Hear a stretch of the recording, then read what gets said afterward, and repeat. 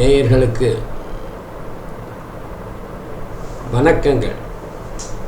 நான் உங்கள் டாக்டர் கல்வடங்கம் சத்யநாராயண சர்மா பேசுகிறேன். இன்னைக்கு தமிழ் சித்திரை மாதம் விசுவாவசு புத்தாண்டு பிறக்கின்ற பலன்களை பார்க்கலாம். விசுவாவசு அப்படிங்கிற அந்த வருடமானது 39வது வருடமாக வருகின்றது.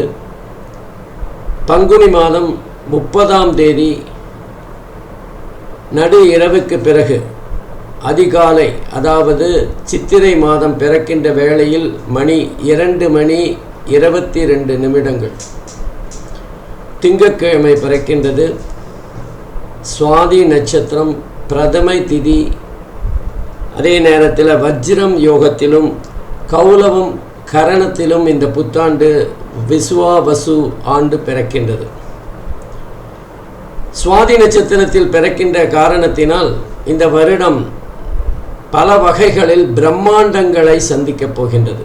எல்லா விஷயத்திலும் ஒரு அகலம், எல்லா விஷயத்திலும் ஒரு விரிவு பார்க்கப்படும் என்ற ஒரு சூழ்நிலை தான் இருக்கும். பிரம்மாண்டமான விஷயங்களை இந்த ஆண்டு மக்கள் எல்லோரும் சந்திக்கப் போகிறார்கள். உலக நாடுகள் எல்லாம் சந்திக்கப் போகின்றது. அது மழையாக இருந்தாலும் சரி, இல்லை பூமி அதிர்வுகளாக இருந்தாலும் சரி, வெள்ளமாக இருந்தாலும் சரி, விபத்துக்களாக இருந்தாலும் சரி, இயற்கை சீற்றங்களாக இருந்தாலும் சரி, எதுவாக இருந்தாலுமே பிரம்மாண்டத்தை பார்க்க போகிறோம். சுவாதி நட்சத்திரத்தில் பிறக்குதில்ல, அதனால் அப்படி தான் இருக்கும். இந்த ஆண்டு விசுவாவசு ஆண்டு மகர லக்னத்தில் பிறக்கிறது.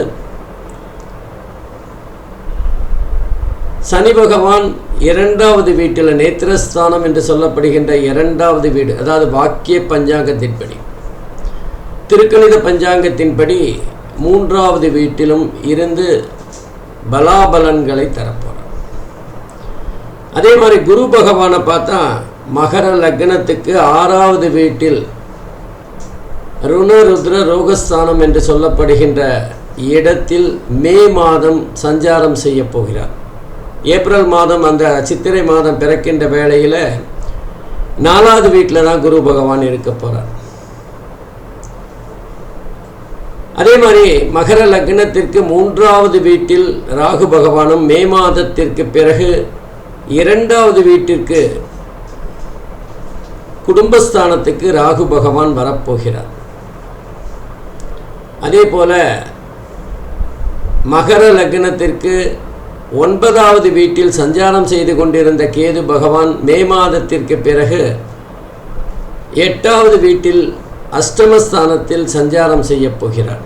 ஆகவே இந்த அமைப்பானது எப்படிப்பட்ட பலன்களை உலக நாடுகளுக்கும், குறிப்பாக இந்தியா மற்றும் 12 ராசிகளுக்கும் தரப்போகிறது அப்படிங்கிறத தான் பார்க்க போகிறோம். வாங்க ஒவ்வொரு விஷயமாக பார்க்கலாம். இந்த விசுவாவசு வருஷத்தில் ஆதாயம்னு பார்த்தீங்கன்னா அது 65 பங்கும், விரயம் அப்படின்னு பார்த்தீங்கன்னா 59 பங்கும் இருக்க போகிறது. இது மொத்தத்தில் இந்த நாட்டு சுபிட்சமாக இருக்கின்ற, அல்லது கடந்த முறை இருந்ததை விட நல்ல சிறப்பான ஒரு முன்னேற்றமான அமைப்பில் தான் இருக்கு. ஆகவே இந்த வருடம் உலக நாடுகளும் குறிப்பாக இந்தியாவும் நல்ல முன்னேற்றம் காணும் அப்படின்னு கண்டிப்பாக நம்ம எடுத்துக்கலாம். குறிப்பாக சொல்லணும்னா நீதித்துறை, பங்குச்சந்தை, கலைத்துறை போன்ற விஷயங்கள் வெகுவாக மேன்மை பெறும், வளர்ச்சி பெறும், முன்னேற்றம் பெறும். புதிய புதிய விஷயங்களை அவர்கள் இந்த உலகுக்கு அறிமுகப்படுத்த போகிறார்கள். இந்த வருஷத்துக்கு ராஜான்னு பார்த்தீங்கன்னா சூரியன் தான். நவகிரகத்துக்கும் ராஜா சூரியன் தான். இந்த வருஷத்துக்கும் ராஜா சூரியனாக தான் இருக்க போகிறது. அது மாத்திரம் இல்லாமல் சூரியன் இந்த வருஷம் 4 முக்கியமான துறைகளை தன்னுடைய ஆளுமையில் வைத்துக் கொள்ளப் போகிறார். ஆகவே இந்த வருடம் சட்டமும் நீதித்துறையும் நம்ம நாட்டை மிக மிக வலிமையாக ஆயப்போகிறது அப்படின்னு தான் சொல்லணும். நீதித்துறை தன்னுடைய உண்மையான சுயரூபத்தை காட்டப்போகிறது அப்படின்னு கூட எடுத்துக்கலாம். சட்டத்திற்கு எதிரானவர்கள் யாராக இருந்தாலும் அவர்கள் உடனுக்குடன் தண்டிக்கப்படுவார்கள் அல்லது அவர்கள் இனம் காட்டப்படுவார்கள். குறிப்பாக ராஜாவாக இருக்கிற அந்த சூரியன் மிக முக்கியமாக, அதாவது தலைமை பொறுப்புக்கு எப்படிப்பட்ட குணாதிசயங்கள் இருக்க வேண்டும் அப்படின்னு சொல்லக்கூடியவராக இருப்பார். குறிப்பாக இந்தியாவில் மிகப்பெரிய முன்னேற்றமும் மாற்றமும் உலக அரங்கில் இந்தியாவின் முக்கியத்துவம் வெகுவாக பேசப்படுகின்ற ஒரு சூழ்நிலையை பார்க்கலாம். வட மாநிலங்களில் கொஞ்சம் பொதுவாக வெள்ளப்பெருக்கு அதிகமாக இருக்கும். அதே மாதிரி தெற்கு பகுதியில் மிதமான மழை இருந்தாலும் சில பகுதிகளில் இயற்கையின் சீற்றத்தை காண முடியும். எவ்வளவு விஞ்ஞான முன்னேற்றங்கள் இருந்தாலும் அந்த இயற்கையின் சீற்றத்தை எதிர்கொள்வது என்பது மிக மிக சிரமமானது என்பதை மீண்டும் புரிந்து கொள்ளுகின்ற ஒரு தன்மை இருக்கும். புதிய புதிய வேகமான ரயில் போக்குவரத்துகள், விமான போக்குவரத்துகள் இதெல்லாம் அறிமுகப்படுத்தப்படும். ஆனாலும் மிகப்பெரிய 2 விபத்துக்களை இந்த காலகட்டத்தில் சந்திக்க போகிறோம். இந்த நேரத்தில் விஸ்வாவசு வருஷத்தில் மகர லக்னத்திற்கு அஷ்டமாதிபதி என்று சொல்லப்படுகின்ற சூரிய பகவான் சுகஸ்தானத்தில் சஞ்சாரிப்பதால் மக்களுக்கு ஏதாவது ஒரு வகையில் ஆரோக்கிய குறைபாடுகளை தரத்தான் போகிறார். மக்கள் நிம்மதியாக சுகமாக சந்தோஷமாக வாழ்வதில் ஒரு தயக்கம் இருக்கும், ஒரு தடை இருக்கும். கொரோனாவுக்கு கசின் பிரதர் போல புதிய ஒரு தொற்று இந்த வருடமும் மக்களை பீதியடைய செய்ய போகிறது. ஆனால் என்ன, டாக்டர்கள் கொரோனாவையே சந்தித்தவர்கள் இந்த தொற்றை இடது கையால் வெளியேற்றி விடுவார்கள். பெரிய பாதிப்பெல்லாம் இல்லைன்னாலும் மக்கள் பதற்றம் அடைகின்ற ஒரு சூழ்நிலையை தான் பார்க்க போகிறோம். இந்த விஸ்வாவசு வருஷத்தில் உற்பத்தி அதிகமாக இருந்தாலும் மக்கள் விலைவாசி உயர்வால் சற்று சலனம் அடைகின்ற சூழ்நிலையை பார்க்கலாம். பொதுவாக இந்த நேரத்தில் வளர்ச்சி என்பது அங்கொன்றும் இங்கொன்றுமாக இருந்தாலும் தனிநபர் வருமானம் என்பது மிக அதிகமாக இருக்கின்ற ஒரு சூழ்நிலையை பார்க்கலாம். சரி, தனிநபர் வருமானம் அதிகமாகிடுச்சேன்னு சந்தோஷப்பட முடியும்னா அதுவும் முடியாது. ஏன்னா விலைவாசிக்கு தான் அது போய் சேரும். மக்களுக்கு அந்த அதிகப்படியான வருமானம் என்பது எந்த வகையிலும் சேமிப்பாக மாறாது. வரியாகவோ அல்லது விலைவாசி உயர்வாகவோ அது கபலீகரம் செய்யப்படும். ஆகவே இந்த வருடமும் மக்கள் பணத்தை துரத்துகின்ற ஒரு சூழ்நிலையை தான் பார்க்கலாம். பொதுவாக இந்த விஸ்வாவசு வருஷத்தில் சூரிய பகவான் ராஜாவாகவும் மந்திரியாக சந்திரனும் இருக்க போகிறார்கள். குறிப்பாக 4 பதவிகளை சூரியனே பார்க்க போகிறார். குரு பகவான் சேனாதிபதியாக, அதாவது சஸ்யாதிபதியாக குரு பகவான் இருக்கின்ற காரணத்தினால், அதாவது மக்களுக்கான ஒரு கிரகமாக இருக்கின்ற காரணத்தினால் நீதி, நேர்மை, நியாயம் இதெல்லாம் வெகுவாக காப்பாற்றப்படும். நீதிமன்றங்கள் சட்டத்தை தன் கையில் எடுத்துக்கொள்ளும். தப்பு செய்யறதுக்கு மக்களும் பயப்படுகின்ற ஒரு சூழ்நிலை ஏற்படும். ஜெர்மன் நாட்டுக்கும் இந்தியாவுக்குமான நெருக்கம் அதிகரிக்கும். இந்தியர்கள் பலர் ஜெர்மன் நாட்டிற்கு வேலைக்காக செல்லப்படுவார்கள். அதே நேரத்தில் ஜெர்மன் நாடும் பல தங்களுடைய நிறுவனங்களை பல விதங்களில் இந்தியாவில் நிறுவுவதற்கான முயற்சிகளை மேற்கொள்வார்கள். இந்தியா மற்றும் ஜெர்மன் இருவருக்குமான புரிதல் மிக சிறப்பாக இருக்கும். ஒருவருக்கொருவர் தங்களுடைய வர்த்தகங்களை மேம்படுத்திக் கொள்ளுகின்ற முயற்சியாக இது இருக்கும். இந்த விசுவாவசு ஆண்டில் 2 சந்திர கிரகணங்கள் இந்தியாவில் தெரிகின்ற வகையில் இருக்கும். முதல் சந்திர கிரகணம் என்பது செப்டம்பர் மாதம் 7ஆம் தேதி 2025 இரண்டாவது சந்திர கிரகணம் மார்ச் மாதம் 3ஆம் தேதி 2026 வர இருக்கின்றது. இந்த 2 சந்திர கிரகணங்களும் இந்தியாவில் தெரிகிற மாதிரி தான் இருக்கும். பொதுவாக இந்த விசுவாவசு ஆண்டில்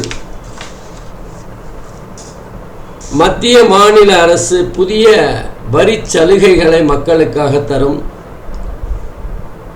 இந்த காலகட்டத்தில் ஏற்றுமதி இறக்குமதி பாதிப்படையும். பொதுவாக பெண்கள் மேன்மை பெறுகின்ற ஒரு ஆண்டாக விசுவாவசு ஆண்டு இருக்கும்.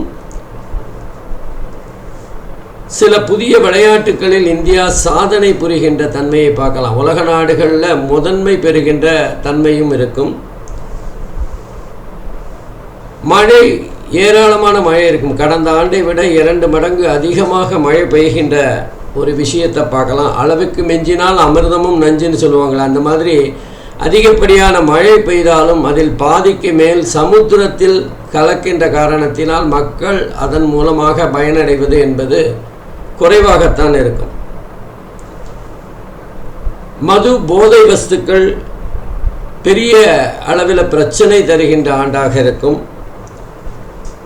ஒரு பக்கம் வெள்ளம் இருந்தாலும் இன்னொரு பக்கம் குடிநீர் பிரச்சனை இருக்கின்ற தன்மையும் பார்க்கலாம். ஏற்கனவே சொன்ன மாதிரி புதிய விஷக்கிருமி ஒன்று உருவாகி அது மக்களை பீதியடைய செய்யும். அரசியல் பெரும் தலைகள் சிலர் வம்பு வழக்குகளில் சிக்கி சில நாட்கள் பத்திரிகைகளின் தலைப்புச் செய்தியாக ஆவார்கள். யாருமே எதிர்பாராத வகையில் அரசியல் எதிரிகள் என்று சொல்லப்படுகின்ற 2 கட்சிகள் ஒன்றோடொன்று உறவாடுகின்ற தன்மையை பார்க்கலாம். அரசியல் குழப்பம் என்பது இந்தியா முழுவதும் இருக்கும். அங்கங்கே சில சிக்கல்களை தந்தாலும் ஒரு மாற்றத்திற்கான அறிகுறி தென்படுகின்ற வகையில் இருக்கும். வாக்கியப்படி பார்த்தோமேயானால் இந்த விசுவாவசு ஆண்டில் சனி பயிற்சி, குரு பயிற்சி, ராகு கேது பயிற்சி 3 பயிற்சிகளும் நடைபெற இருக்கின்றது. வருகின்ற மே மாதம் குரு ராகு கேது பயிற்சியும், 2026 6ஆம் தேதி மார்ச் மாதம் சனி பயிற்சியும் நடைபெற இருக்கின்றது. திருக்கணிதப்படி பார்த்தீங்கன்னா மார்ச் மாதம் 2025 பயிற்சியாகி மீன ராசியில் சஞ்சாரம் செய்கின்றார். ஆகவே இந்த அமைப்புகள் எப்படி 12 ராசிகளுக்கும் பலன் தரப்போகிறதுங்கிறத பார்க்கலாம். அதுக்கு முன்னாடி இயற்கையின் சீற்றத்தினால் ஜப்பான், சீனா, தென் அமெரிக்கா, ஏற்கனவே மியான்மார் பாதிக்கப்பட்டதை போல இயற்கை சீற்றங்களால் பாதிக்கப்படும். அது வெள்ளமாக இருக்கலாம், விபத்தாக இருக்கலாம், பூமி நடுக்கமாக இருக்கலாம், ஏதோ ஒன்று. மனித சக்தியை மீறிய இயற்கையின் சீற்றத்தை சில நாடுகள் சந்திக்க போகின்றது. பொதுவாக இந்தியாவுக்கு அந்த மாதிரி பாதிப்புகள் இல்லைன்னாலும் இந்தியாவின் வட மாநிலங்களில் சில வெள்ளப்பெருக்குகளையும் சில வருத்தப்பட வேண்டிய விபத்துக்களையும் பார்ப்போம். ஆகவே இயற்கை சீற்றத்தினால் சில மனித உயிர்களை பலி கொடுக்க வேண்டிய ஆண்டாகவும் இது அமையும். பொதுவாக நம்ம பார்த்தோன்னா அது ஆதாயம் அதிகமாக இருக்கிற ஒரு ஆண்டாக இருந்தாலும், மக்களிடம் பணம் கையில் அதிகமாக புரண்டாலும் சேமிப்பு என்பது மிக குறைவாகத்தான் இருக்கும். அதனால் அரசாங்கம் பெரிய அளவில் பயன்பட்டாலும் மக்களுக்கான பயன்பாடு என்பது ஓரளவிற்கு முன்னேற்றத்தை தரும். சரி, 12 ராசிக்கும் பலாபலன்களை பார்க்கணும். அன்பிற்கினிய ரிஷபராசி என்பர்களே, உங்களுக்கு இந்த தமிழ் புத்தாண்டு அப்படிங்கிறது ஒரு ஜாக்பாட் தான். காரணம், உங்களுக்கு 11 பங்கு ஆதாயமும் 2 பங்கு விரையுமாக இருக்க போகிறது. நீங்கள் பணத்தை சேமிக்க போகிறீங்க, அல்லது பணத்தை சேமிக்கிறத தவிர வேறு வழி இல்லைங்கிற சூழ்நிலையில் இருப்பீங்க. செலவு பெருசாக இருக்காது. அதே நேரத்தில் பணம் பல வகைகளில் உங்களுக்கு வருகின்ற சூழ்நிலையை பார்க்கலாம். வேலை செய்கிறவங்களுக்கு புதுசாக வியாபாரம் ஆரம்பிக்கலான்னு ஒரு ஆசை வரும். அது மூலமாகவும் பணம் வருகின்ற ஒரு சூழ்நிலையை பார்க்கலாம். சில பேர் கையில் இருக்கிற பணத்தை வச்சு சொகுசாக நிம்மதியாக வாழ்க்கையை நகர்த்தி செல்லுகிற ஒரு என்ன சொல்கிறது சொகுசான வாழ்க்கையை நகர்த்தி செல்லுகின்ற ஒரு சூழ்நிலையை பார்க்கலாம். ராஜஜீவனம்னு சொல்லுவோம், அந்த மாதிரி சுகஜீவனம், ரொம்ப சந்தோஷமாக வாழ்கின்ற ஒரு சூழ்நிலையை பார்க்கலாம். பணம் என்ன பண்ணாலுமே நமக்கு அதிகமாக வருகின்ற ஒரு சூழ்நிலையை பார்க்கலாம். நீங்கள் எப்பவுமோ போட்டு வச்ச பங்கு சந்தையில் போட்ட பணம் இப்போ உங்களுக்கு பல மடங்கு பெருகி உங்கள் கைக்கு வரும். அல்லது நீங்கள் கையில் வச்சிருந்த வீடு வாசல் போன்ற விஷயங்கள் பல மடங்கு உங்களுக்கு ஆதாயத்தை லாபத்தை தருகின்ற சூழ்நிலையை பார்க்கலாம். எதிர்பாராமல் எங்கள் உறவினர்களிடமிருந்து பணம் வருகின்ற வாய்ப்பு பார்க்கலாம். சில பேர் நீங்கள் என்கிட்ட பணம் இருக்குது, கொஞ்சம் நீங்கள் வச்சு யாருக்காவது அது வியாபாரத்தில் போட்டு எனக்கு கொஞ்சம் வட்டி வர்ற மாதிரி பண்ணுங்க அப்படின்னு உங்ககிட்ட தேவையில்லாமல் பணத்தை கொடுக்கின்ற சூழ்நிலையை பார்க்கலாம். மொத்தத்தில் இது பணத்தால் அபிஷேகம் செய்யப்படுகின்ற ரிஷபராசி அப்படின்னு தான் சொல்லணும். ஆனால் இந்த நேரத்தில் தான் நம்முடைய நேர்மை நியாயம் இதெல்லாம் நம்ம கரெக்டாக வச்சுக்கணும். உங்களோட வாக்குஸ்தானம் சிறப்பாக இருந்தாலும், திருமணங்கள் கைகூடி வந்தாலும் சந்தோஷமான ஒரு சூழ்நிலை ரிஷபராசி என்பவர்களுக்கு கண்டிப்பாக உண்டு. எல்லா விதத்திலும் நன்மையை பார்க்கின்ற ஒரு காலகட்டம் அப்படின்னு தான் சொல்லலாம்.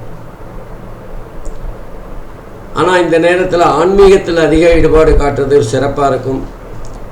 மாணவர்களுக்கு அவர்களுடைய மேல் படிப்பு படிக்கின்ற ஆசை ஏற்படும். சிலருக்கு வேலை நிமித்தமாக இடமாற்றம் ஏற்படுகின்ற ஒரு சூழ்நிலையை பார்க்கலாம்.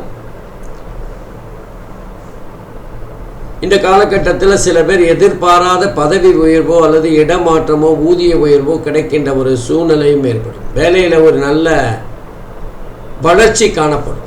ஆகவே ரிஷபராசி என்பவர்களுக்கு மிகச் சிறப்பான ஆண்டாக இந்த விசுபா வசு ஆண்டு கண்டிப்பாக இருக்கும். இதை நம்ம காற்றுள்ள போதே தூற்றிக்கொள் அப்படிங்கிற மாதிரி அவங்க சிறப்பாக செய்யணும். கணவன் மனைவி உறவு சிறப்பாக இருக்கும். அதே நேரத்தில் உடல் ஆரோக்கியம் சம்பந்தமான சில பிரச்சனைகள் ஏற்கனவே இருந்து அதற்கு சிகிச்சை எடுத்துக்கொள்ளுகின்ற ஒரு சூழ்நிலை, அந்த பிரச்சனையிலிருந்து விடுபடுகின்ற ஆண்டாக மாறும். மருத்துவ செலவுகள் இருந்தாலும் அந்த பிரச்சனையிலிருந்து நிரந்தரமாக விடுபடுகின்ற ஒரு சூழ்நிலையை பார்க்கலாம். ஆகவே விசுவா வசு ஆண்டு ரிஷபராசிக்கு மிகப்பெரிய அற்புதமான ஜாலத்தை செய்ய போகிறது. நன்றி, வணக்கம். ஸ்ரீ குபேரன் டிவியை பார்த்தமைக்கு நன்றிகள். மேலும் இது போன்ற தகவல்களை தெரிந்து கொள்ள ஸ்ரீ குபேரன் டிவியை சப்ஸ்கிரைப் செய்யுங்கள். மறக்காமல் பெல் ஐக்கானை கிளிக் செய்யுங்கள்.